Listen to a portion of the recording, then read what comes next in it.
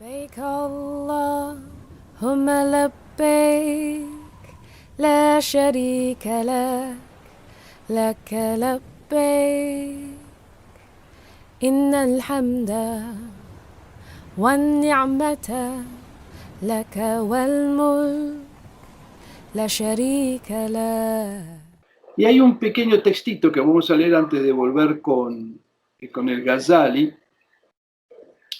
que empecé a traducir, hace tiempo que quiero traducirlo, bueno, al final empecé a traducirlo, vamos a ver, inshallah, de ir viendo un poquito cada semana. Es un texto de Ibn Arabi. Ibn Arabi tiene una obra muy, muy grande, muy importante, que es la obra de Ibn Arabi, que se llama Al-Futuhat al-Makkiyah, las revelaciones de la Meca. Es una obra inmensa, que tiene varios miles de páginas, tiene 560 capítulos, ¿sí? Es inmensa. Ahí está contenida, digamos, toda la doctrina de Ibn Arabi y, digamos, la sabiduría del sufismo y la interpretación profunda de todo, inclusive de todos los aspectos de la ley revelada, de la Sharia, etc. El último capítulo de la obra, que es enorme, ¿sí? El capítulo 560, enorme quiero decir que tiene quizás unas 200 páginas en una obra, digamos, que tiene probablemente unas 4.000 páginas. O sea que 200 digamos, hay capítulos muy pequeños y este es uno de los capítulos más grandes de la obra. Y digamos, el título del capítulo es la wasía. La palabra wasía se traduce como consejos o recomendaciones. Y se ha convertido en todo un género dentro de la literatura espiritual en el Islam, ¿sí? Porque, digamos, inclusive hay en este libro que se llama El Camino de Muhammad, el Imam Bilgibi, empieza con una wasía, ¿sí? Al principio de todo, una especie de testamento. Otro de los significados de la palabra es testamento.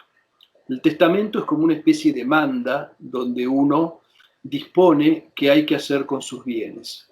El testamento espiritual es algo que puede contener también una manda, pero que contiene también consejos, ¿no? Consejos y recomendaciones.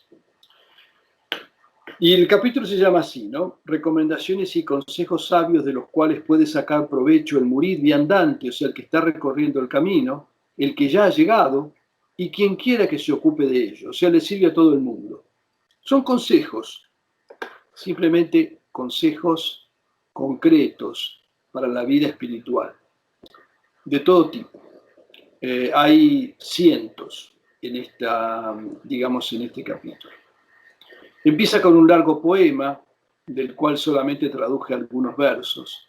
Cada capítulo del Futuhat al-Makkiyah empieza con un poema.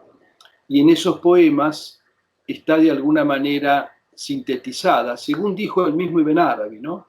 O sea, todas las Futuhat, que es un libro enorme, se puede resumir en los poemas que que encabezan cada uno de los capítulos. O sea, lo que está desarrollado de una manera lógica y demás, aparece en los poemas de una manera mucho más sintética y directa, pero al mismo tiempo también más oscura y más difícil de entender.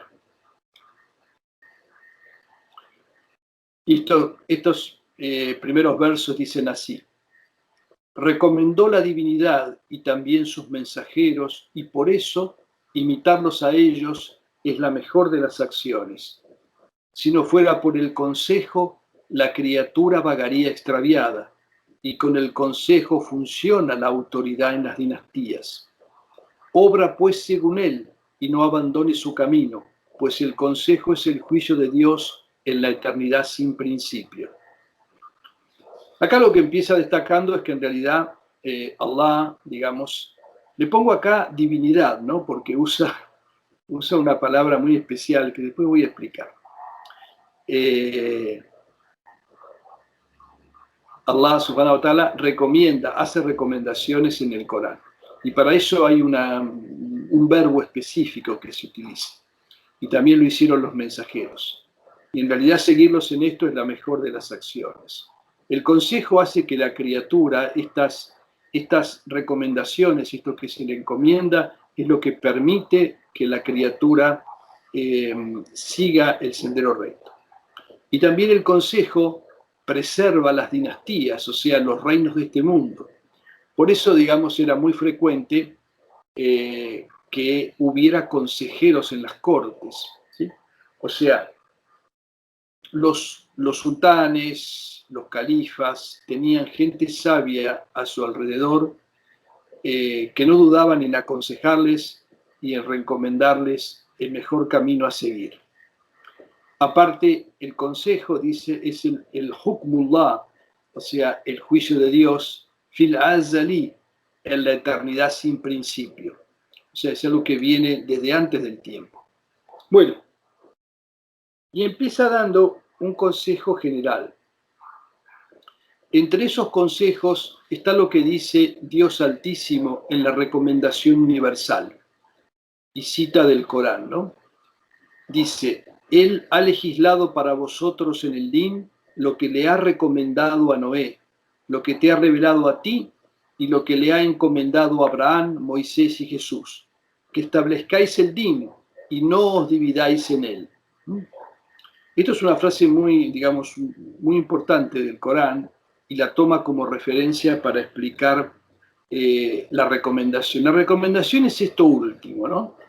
Dice, Shara, de Shara viene Sharia, ¿sí? O sea, Allah ha legislado en el Din lo mismo que le recomendó, le aconsejó, digamos, a Noé, que es el que ha iniciado esta etapa, digamos, de la condición humana. Guarda que saben ustedes que se habla de muchas humanidades, y luego del diluvio, el que inicia esta fase de la humanidad es Noé. Dice, lo mismo que se le dijo a Noé, lo mismo que se te revela a ti, y lo mismo que se ha encomendado a Abraham, Moisés y Jesús, que son los grandes, junto con Muhammad, son los grandes pilares de, digamos, la tradición espiritual en esta época de la humanidad. Y la cuestión es establecer el din. ¿Qué significa establecer el din? Cumplirlo, velar por él. Y no os dividáis, es decir, que no sea el din motivo de división entre la gente. Uso la palabra din porque todos más o menos sabemos lo que significa, ¿no? Evito usar la palabra religión, porque la palabra religión está cargada de un montón de sentidos muy diversos y nos lleva a confusión. Hay un din, es decir, un modo de vida,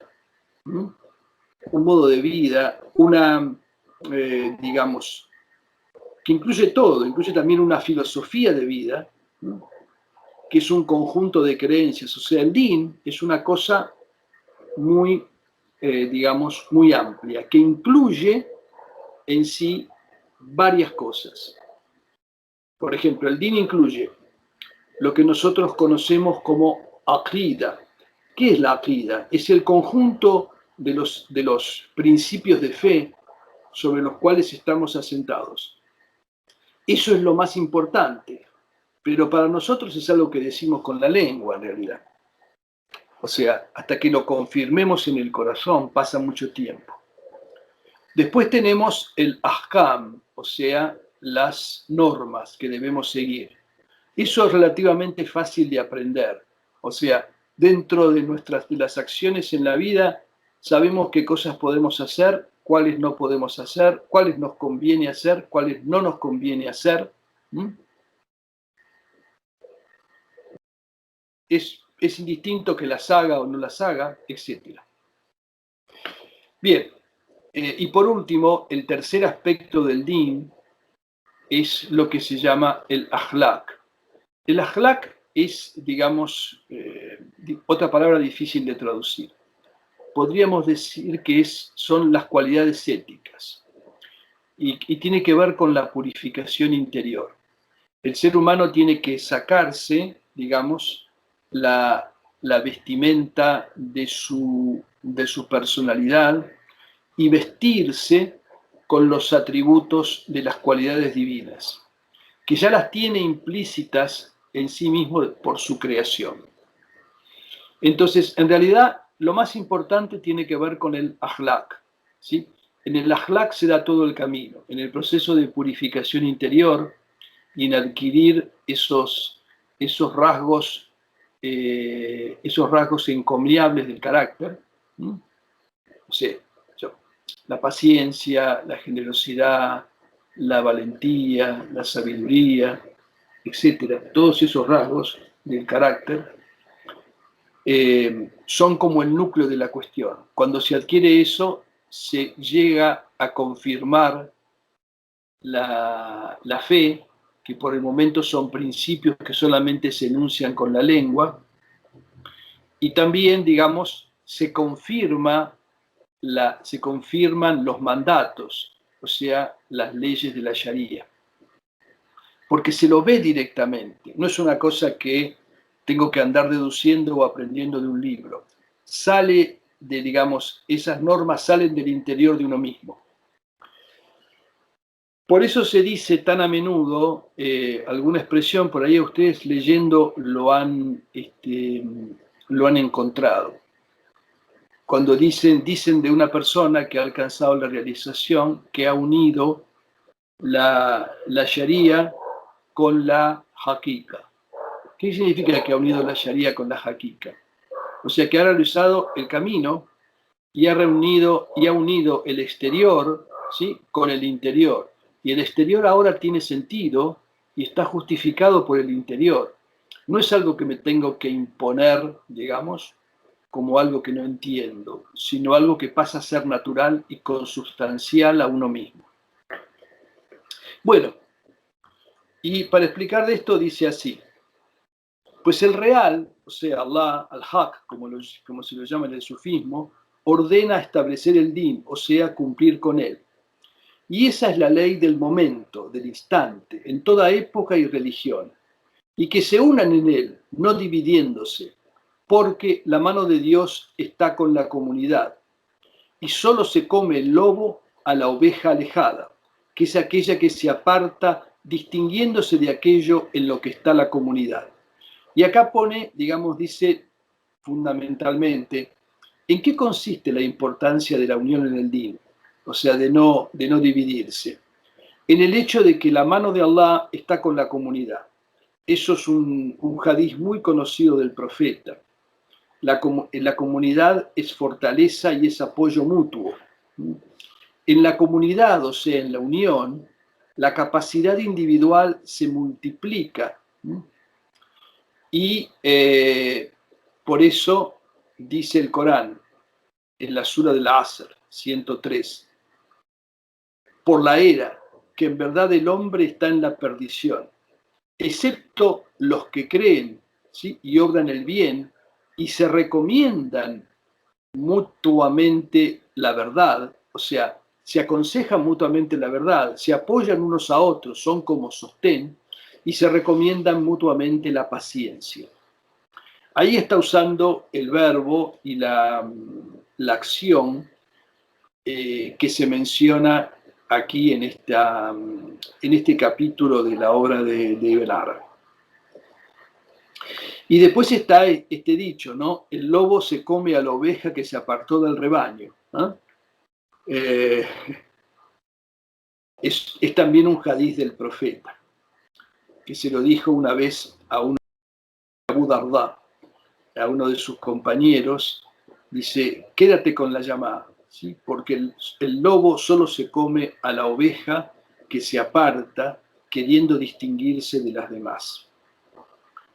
Esto algunos lo aplican exclusivamente a la oración en comunidad, pero la oración en comunidad, como la oración es el pilar del din, se extiende en realidad a, digamos, todos los actos. Bueno, dice, la sabiduría de esto es que Dios no se concibe como una divinidad digna de adoración, salvo en función de sus más bellos nombres, no como algo exento de ellos, pues es inexorable del tauhid de su esencia la multiplicidad de sus nombres. Y con la suma de todos ellos es la divinidad. y la mano de Dios, que es la fuerza, está con la comunidad. Esto es,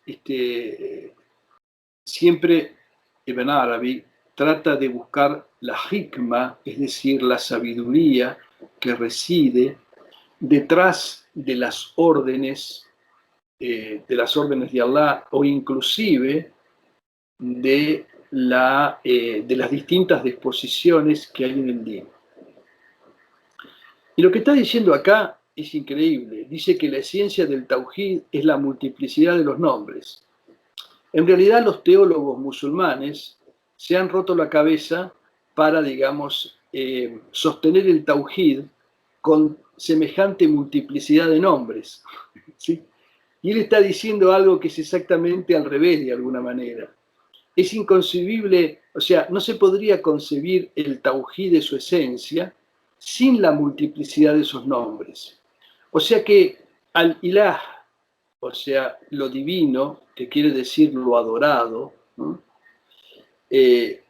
Solamente adquiere esa condición con esa multiplicidad de manifestaciones que nos da, de alguna manera, la idea de su capacidad. Si él se mantuviera simplemente con un solo nombre y con una sola cualidad trascendente, no llegaríamos a captar su inmensidad. Más aún, dice Ibn Arabi, en algún lugar también, que en realidad las criaturas son todas expresión de sus nombres. O sea, los nombres decimos que son 99, sabemos que son más de 99, pero tampoco podemos decir que son un número finito. O sea, todas las manifestaciones están de alguna manera en sus nombres. O sea, cada uno de nosotros, ¿no? De alguna manera, es una expresión de sus nombres, ¿no? Y cuando nosotros nos limpiamos de nuestra idea de seres separados o especiales, en ese momento dejamos de ser nosotros mismos, digamos, renunciamos a nuestra noción de yo. Allí se manifiesta a través de nosotros el nombre, su nombre, de lo cual nosotros somos una epifanía en este plano, algo que lo manifiesta. Bueno, un sabio aconsejó a sus hijos cuando estaba a punto de morir. Eran muchos, y les pidió: traedme unos palillos. Los juntó haciendo un atado y les dijo: rompedlo. Y no pudieron. Luego los separó y les dijo: tomad uno por uno y rompedlo. Y los rompieron. Luego les dijo: así os pasará a vosotros después de mí. Nunca seréis vencidos en tanto os unáis, pero si os dividís, vuestro enemigo tendrá poder sobre vosotros y os aniquilará. Lo mismo ocurre con quienes cumplen con el Din cuando se unen en ello y no se dividen. Un enemigo no podrá subyugarlos. Y lo mismo ocurre con el hombre en sí mismo. Cuando está unido en sí mismo en el cumplimiento del Din, ningún Satanás, ni de los hombres ni de los genios, podrá derrotarlo con lo que le susurra, gracias a la ayuda de la fe y del ángel que le acompaña en su camino. O sea que él interpreta esta cuestión de la unión, por un lado, en el sentido de la unión de los creyentes. O sea, esta unión, esta historia es recontra conocida y está contada de muchas maneras, ¿no? Juntar un montón de palillos. Yo la tengo también de una manera en que, digamos, un general, un líder, llama a sus hijos, le pide una flecha de su carcaj a cada uno de ellos, junta todas las flechas y le dice: bueno, a ver, rompan la flecha. Y ninguno puede romper porque, claro, son varias flechas juntas, es como romper un palo grueso. Y después sepárenla y rompa, y cada uno la rompe tranquilamente. Es una imagen muy antigua de, digamos, de que la unión hace la fuerza. Pero al mismo tiempo, en el seno de sí mismo, cada ser humano tiene que llegar a esa unidad en el establecimiento del Din en su vida, ¿sí? No puede estar haciendo otras cosas. Tiene que, de alguna manera, concentrarse fundamentalmente en eso. Dije mal, hace otras cosas, pero las hace todas, de alguna manera, concentrado en el Din. Porque el Din, digamos, abarca todas las actividades humanas lícitas. Entonces, cuando el ser humano se une así interiormente, entonces se pone a salvo de los satanases. Ustedes saben que hay satanases de los genios y de los hombres, ¿no? O sea, hay un shaitán y después hay un montón de shayatín, o sea, de satanases.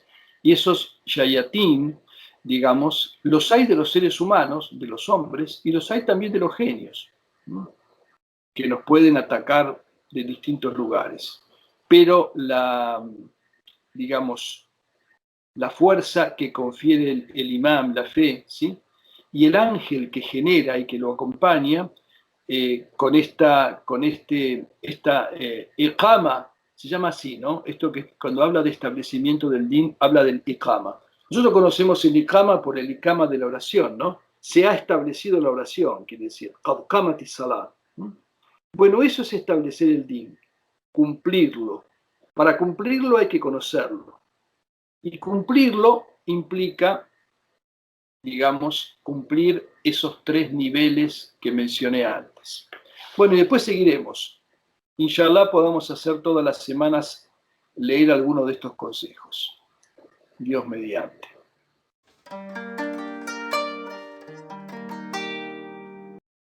Otra cosa que estábamos haciendo, que va a ser en entregas, como una especie de serie, es estoy traduciendo estos consejos de Ibn Arabi, que bueno, es un capítulo larguísimo, como dije la vez pasada, de las wasía, que eso significa, ¿no?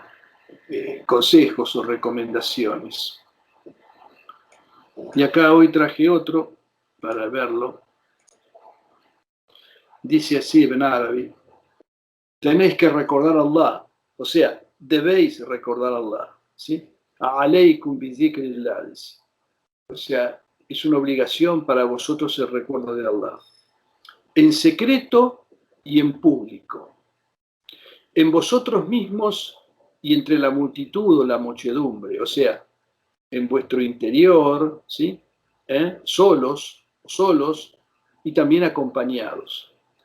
Porque él dice, es decir, Allah Ta'ala dice en el Corán: recordadme, pues, y yo os recordaré, estableciendo como respuesta al recuerdo del siervo el recuerdo de Allah. O sea, acá, como hace siempre Ibn Arabi con el texto del Corán, saca una conclusión. O sea, indica, como dice claramente el texto, que la respuesta o la consecuencia de recordar a Allah es que Él nos recuerde. Y dice: ¿qué hay más dañino para el siervo que el pecado? Y el profeta solía decir ante el daño o la tristeza: alabado sea Allah en toda circunstancia. Este es un hadiz, ¿sí? Que está, digamos, y el dicho es un dicho conocido, ¿no? Creo que lo hemos hablado en otro momento. Alhamdulillah ala kulli hal. Alabado sea Allah, o quiere decir gracias a Dios en toda circunstancia. O sea, agradecer en toda circunstancia. Y eso lo hacía, el profeta lo hacía, alayhi salatu wassalam, en el momento en que sufría algún perjuicio o en que estaba triste, inclusive por ahí por la falta, por eso menciona el tema de las faltas. Y cuando estaba en un momento de felicidad o de dicha, decía: alabado sea Allah, el favorecedor, el benefactor. Es decir, el profeta recordaba a Allah en toda circunstancia, cuando estaba mal y cuando estaba bien. Y siempre lo recordaba desde el agradecimiento. Y dice Ibn Arabi: porque si le haces sentir a tu corazón el recuerdo de Allah siempre, en toda circunstancia, es indefectible que se ilumine tu corazón con la luz del zikr, y que esa luz te provea del kashf, o sea, del desvelamiento, porque es con la luz que se desvelan las cosas. Y cuando llega el desvelamiento, el pudor o vergüenza viene con él, pues le hace compañía. ¿Qué quiere decir esto? O sea, el zikr es como ir encendiendo una luz en el corazón. A medida que esa luz en el corazón crece, eh, uno ve, ¿sí? O sea, empieza ese desvelamiento. Y cuando uno empieza a ver eso que hay en el corazón y en su entorno, le sobreviene al hayá, o sea, el pudor o la vergüenza por lo que ve. Porque dice, las dos cosas vienen juntas. El kashf y el hayá vienen juntos. Acá hay toda una, digamos, una relación, ¿no? Kashf también, sacarle el velo a algo, también es desnudarlo. Entonces, cuando la luz, digamos, la luz del zikr se establece en el corazón, de alguna manera uno se ve como realmente es, comienza a verse como realmente es, y ahí siente vergüenza de sí mismo, ¿no? En ese momento se debe perseverar, ¿no? En el recuerdo de Allah, porque a medida que la luz sigue creciendo, ¿no? Finalmente se va apoderando de todo el corazón. Dice, tu prueba de esto, o sea, de que estás alcanzando este estado, es que te avergüences de tu vecino y de quien ves que tiene un derecho y un poder. O sea, uno empieza a ver, digamos, que no está satisfaciendo los derechos debidos a su alrededor. Acá la palabra que usa para vecino también puede referirse al vecino, ¿sí? Que es Allah, subhanahu wa ta'ala, ¿no? Eh, porque, digamos, hay un dicho famoso de Rabi al-Adawiya que decía así, ¿no? Pero tú no le pides a Allah el paraíso. Y ella decía, primero el vecino y luego la casa. ¿Sí?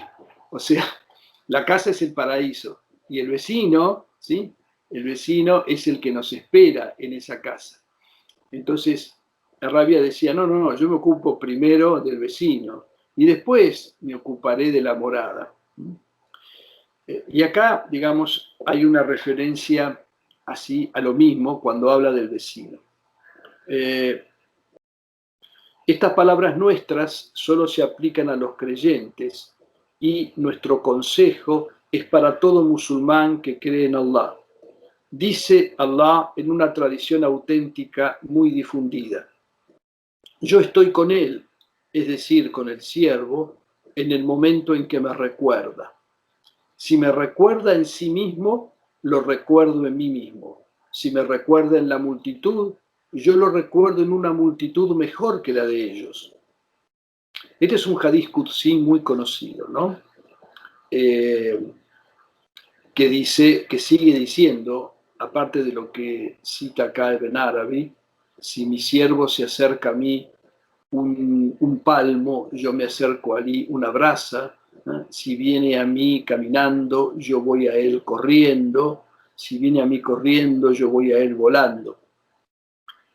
Es decir, digamos, lo mismo que dice la ley que cita al principio, que la respuesta de Allah a nuestro recuerdo es su recuerdo. Y su recuerdo viene como potenciado, como dice este hadiz. O sea, si me recuerda en sí mismo, Él nos recuerda, si nosotros lo recordamos en nosotros mismos, Él nos recuerda en sí mismo. Y ese recuerdo es muy superior al nuestro y nos enaltece y nos eleva. Si lo recordamos en una asamblea de este mundo, Él nos recuerda en una asamblea mejor. Se dice que nos recuerda en la asamblea de los ángeles. Así dicen algunas versiones de este Hadith Qudsi. Y bueno, y dice el Altísimo en el Corán, los que recuerdan y las que recuerdan mucho a Allah. Este es uno de los pocos lugares en que se hace una distinción, o sea, se habla de los dos géneros, ¿sí? Porque en árabe, igual que en español, digamos, la mención del género masculino vale en general, No obstante lo cual, en algunos casos, no son muchos, en el Corán, se destacan los dos genios. Y acá dice así, ¿no? الذاكرين الله الذاكرين بالله كثيرا والذاكرات, los que recuerdan a Allah mucho y las que lo recuerdan. Y lo último que dice, que esto es el punto central, dice, el mayor recuerdo es recordar a Allah en toda circunstancia. O sea, el zikr supremo, al zikr al-akbar, el recuerdo más grande, es zikrullah ala kul hal. O sea, recordar a Allah en toda circunstancia. Y esto es sumamente difícil porque en general, digamos, tanto la alegría como la tristeza de alguna manera nos distraen del recuerdo de Allah. Recordar a Allah en toda la gama de nuestras situaciones, esa es la perfección del recuerdo. Y él lo llama el Azikrul Akbar, o sea, el recuerdo mayor. El hadiz, ese hadiz, hay una versión de ese hadiz en donde están juntos las dos cosas, ¿no? Que dijo el mensajero de Allah, cuando le acaecía algo que le disgustaba, decía, alabado sea Allah en toda circunstancia. Y cuando le ocurría algo que le gustaba, decía, alabado sea Allah, el favorecedor, el benefactor, con cuyo favor se perfeccionan y completan las buenas obras y las virtudes. Bueno, Jaduela.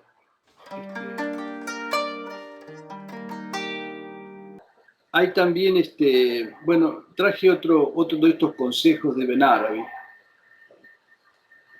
Esto lo estoy traduciendo ahora, despacito. Es del último capítulo de la Futuhat al-Makkiyah, uno de los más largos de la obra. La obra en sí es inmensa. Y este capítulo son exclusivamente consejos, o sea, wasaya, consejos, recomendaciones para, digamos, para la gente del camino, e inclusive para los musulmanes en general. Ya hemos leído un par. Vamos a ver este.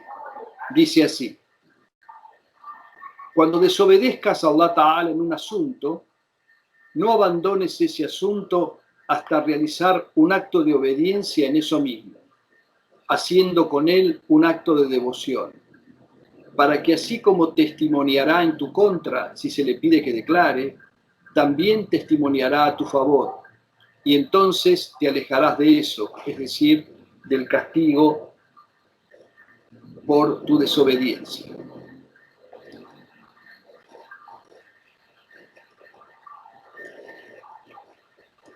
Lo mismo con tu vestimenta. Si desobedeces a Allah con ella, haz como te mencioné, adora a Allah vistiéndola, y lo mismo con aquello de lo que te desprendas, como al cortar el bigote, rasurar el vello púbico, cortarse las uñas, peinar el cabello o limpiar una suciedad. Que nada de eso se separe de tu cuerpo sin que estés en estado de purificación, de tahara y de recuerdo de Allah, porque se le preguntará sobre ti, ¿cómo estaba cuando te dejó? ¿Entienden lo que quiere decir, no?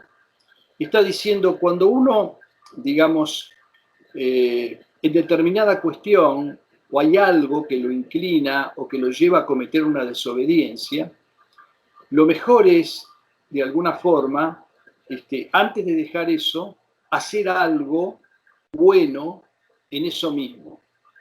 Preferentemente una aibada, ¿sí? Una aibada. Eso es lo que traducimos como acto de devoción. Pero después va a ejemplificar un poco lo que significa el término aibada. E inclusive, si uno, por ejemplo, comete una falta usando cierta ropa, lo mejor es que después, antes, digamos, pues, no deshacerse de esa ropa, sino con esa misma ropa hacer, por ejemplo, una oración o el recuerdo de Allah, etc. Porque todo lo que nos rodea, todas las cosas, se dice que de alguna manera van a ser interrogadas, o sea, son como testigos de nuestros actos. Inclusive las partes que se separan de nuestro cuerpo, cuando nos cortamos el pelo, las uñas, etc. De esas cosas también están formados por átomos, por moléculas, que de ninguna manera se pierden y algún día todo eso va a estar en la balanza y va a ser interrogado sobre nuestra situación. Por eso él dice, cuando vayas a hacer uno de esos actos, hacelo en estado de tahara y recordando a Allah, para que cuando le pregunten, diga, no, fulano, cuando me dejó o cuando me apartó de él, estaba purificado y estaba recordando a su Señor. La menor de las ibadat tiene el poder para eso, totalmente.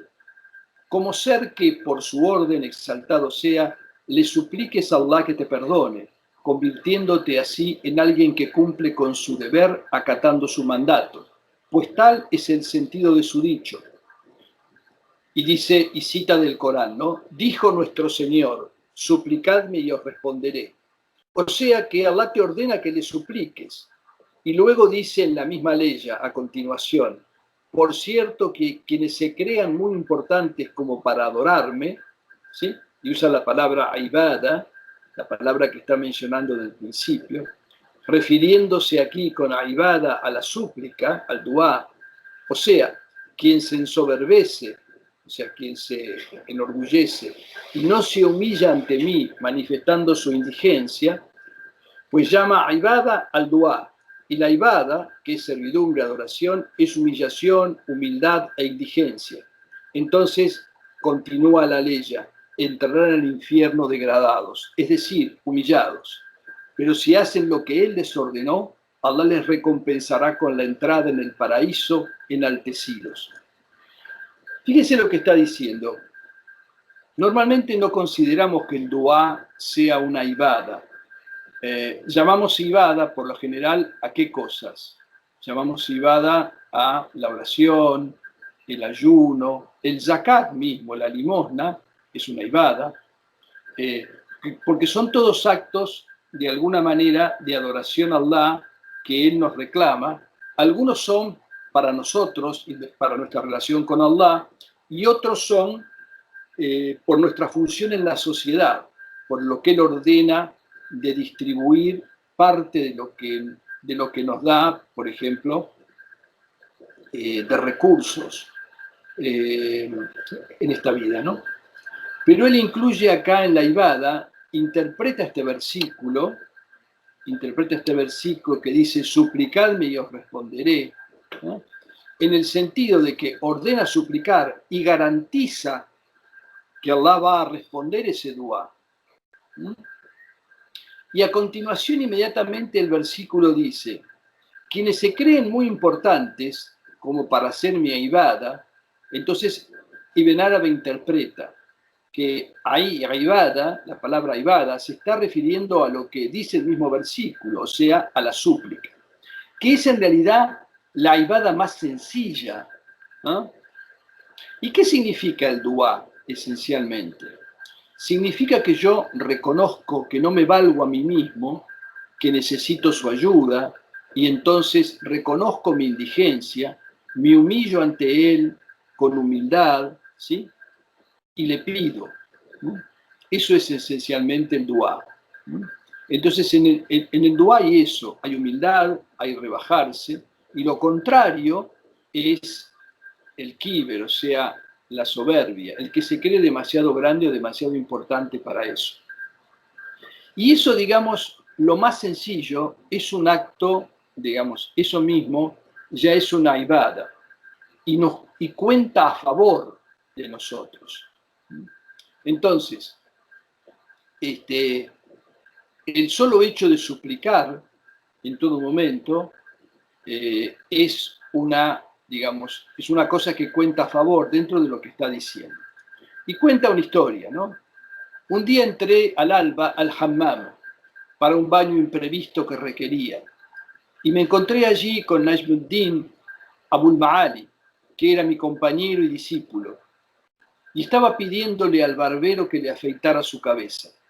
Entonces lo llamé, Abul Ma'ali, y me dijo de inmediato, antes de que yo pudiera hablar, estoy en estado de purificación, te he entendido. Me sorprendieron su estado de presencia, la rapidez de su comprensión, su consideración a los lugares y a las circunstancias concomitantes y a lo que aprendió de mí sobre esto. Entonces le dije, que Allah te bendiga. Solo te llamé para que estuvieras en estado de tahara, de purificación y de recuerdo de Allah mientras te desprendes de tu cabello. Suplicó entonces por mí y luego se afeitó la cabeza. Este era uno de los discípulos de Ibn Arabi. Se conocen algunos de ellos. Él habló de algunos en sus obras. En aquella época uno cuando tenía que bañarse tenía que ir al hammam, ¿no? O sea, al baño público. Eso es de lo que está diciendo. Y ahí mismo, en el baño público, había gente que rasuraba, que, digamos, que depilaba, que aplicaba ventosas, o sea, en un lugar donde se hacía digamos, uno podía hacer todas esas purificaciones. Dice, la gente está desatenta a cosas como esta, y en cambio te dirán, si desobedeces a Allah en algo, apártate de eso, ¿no? Porque temen por ti, ¿no? De que ese ámbito te haga recordar la desobediencia y así la encuentres agradable y sumes un pecado al ya cometido. Te dicen eso solo por compasión, pero se les pasa por alto un conocimiento mayor. Obedece pues a Allah en ello y a la sazón apártate de eso, pero haciendo simultáneamente lo que ellos te dicen y lo que te hemos recomendado, o sea, hacer previamente un acto de obediencia, o sea, una ibada. Él dice, bueno, está bien, la gente en general no dice lo que yo estoy diciendo, que si vos cometés algo, te apartes inmediatamente de eso, sino que busques en eso mismo, en ese mismo acto, compensarlo de alguna manera con una ibada. Y está bien lo que dice por lo general la gente, que uno se debe apartar inmediatamente de las circunstancias que lo llevan a la desobediencia, porque si no puede reincidir. Pero si aparte lo hace con recuerdo de Allah y con alguna ibada, eso es mucho mejor. Por lo que dice a continuación. Por ejemplo, dice, toda vez que recuerdes una falta que has cometido, arrepiéntete de ella al terminar de recordarla. Fíjense que da lo que está diciendo, ¿no? O sea, cada vez que uno recuerde un error, ¿no? Volver a arrepentirse y pedirle perdón a Allah. Y recuerda a Allah según haya sido esa desobediencia. Porque el mensajero de Allah dice, haced que la buena acción siga a la mala y la borrará.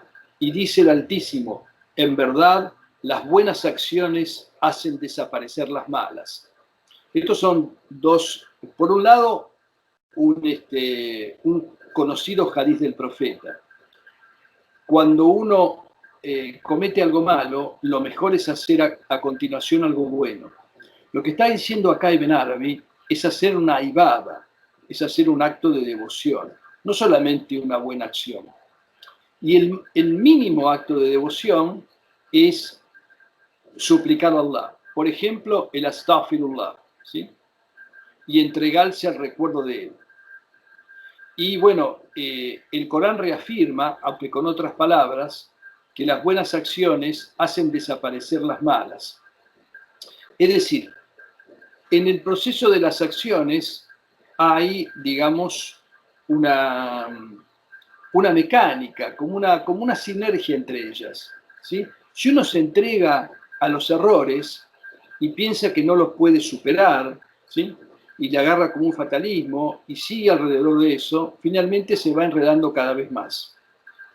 Forzándose a responder a los errores con buenas acciones, uno va como compensando ese equilibrio interno y puede salir adelante. Y entonces dice, y sin embargo tienes en esto una balanza, con lo cual reconocer la proporción y analogía de las malas y buenas acciones que allí sopeses. O sea, si uno se maneja con esto, uno tiene ya en su poder una balanza que le permite pesar, ¿sí? Y hacer lo proporcional en cada caso para ir, digamos, para no bandearse en el sentido del error. Bueno, alhamdulillah. Ibn Arabi tiene la particularidad de que toma ciertas expresiones coránicas, acá como esa leya que citó, y las interpreta de una manera original, ¿sí? Sin faltar en nada a la literalidad de la, digamos, a la literalidad del Corán, ¿no? Les doy un ejemplo para que vean de lo que estamos hablando. Dice Allah en el Corán que Allah tiene a toda criatura agarrada del copete. El copete es esta parte de acá, ¿sí? O sea, tiene a toda criatura agarrada del copete. Y en otra parte del Corán dice, Allah está sobre un sendero recto, Sirat al-Mustaqim. O sea, Él, el real, está sobre un sendero recto. Entonces Él, digamos, sin hacer ninguna cuestión, agarra las dos cosas. Si Allah está sobre un sendero recto y tiene a toda criatura agarrada del copete, toda criatura está sobre un sendero recto. ¿Se entiende lo que quiere decir? Es decir, en el fondo, toda criatura está recorriendo el camino que debe recorrer. Eso por un lado. Y es el camino que Allah ha marcado. O sea, lo que no es el sendero recto es imposible que sea seguido por ninguna criatura en este sentido de que es algo que Allah haya predeterminado. O sea, nada se aparta o puede contradecir su voluntad. Se van a guardar, ¿no?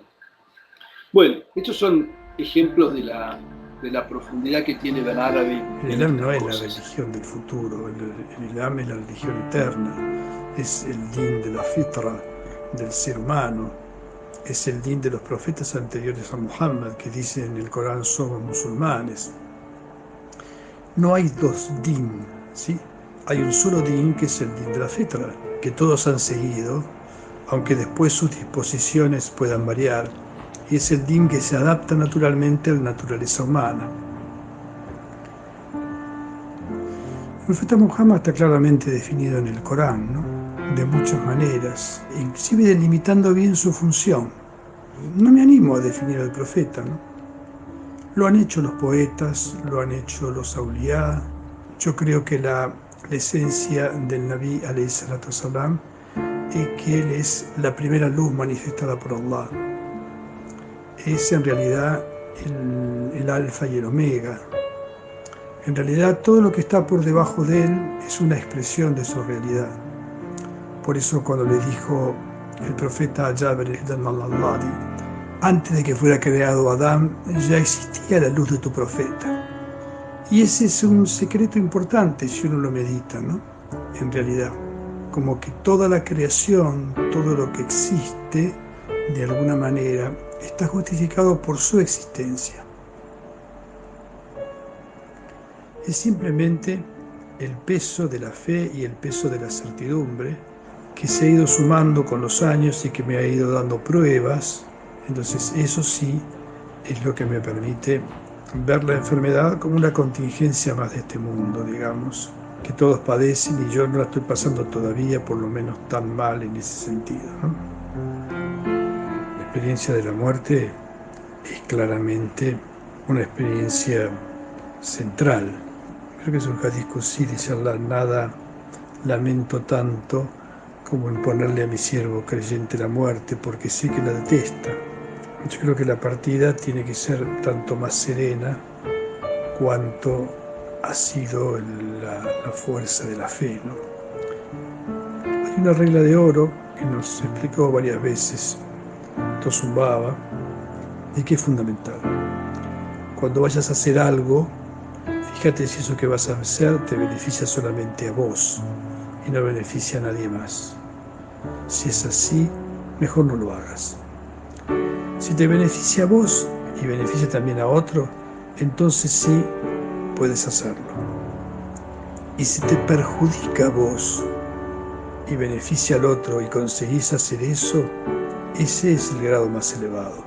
Es el izar, es el altruismo, en donde uno, digamos, entrega su parte de la acción. Yo creo que esa regla de oro es clave para vivir. Si alguien la pone en práctica, realmente alcanza la felicidad. Sacrificarse por el otro, perjudicándose uno mismo, ese es claramente el grado más elevado. Walhamdulillahi Rabbil Alamin wa bihi nasta'in.